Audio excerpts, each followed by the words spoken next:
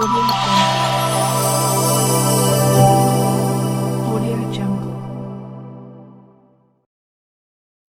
வணக்கம். இன்றைய வின்னர் செய்திகள்.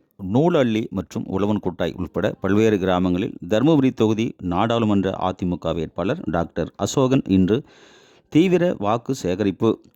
தருமபுரி மாவட்டம் நூலள்ளி மற்றும் உழவன்குட்டாய், முக்கல்நாயக்கன்பட்டி உள்பட பல்வேறு கிராமங்களில் அதிமுக சார்பில் தருமபுரி தொகுதி நாடாளுமன்ற அதிமுக வேட்பாளர் டாக்டர் அசோகன் திறந்தவேனில் பிரச்சாரம் செய்து வாக்கு சேகரிக்கும் நிகழ்ச்சி இன்று இரவு நடந்தது.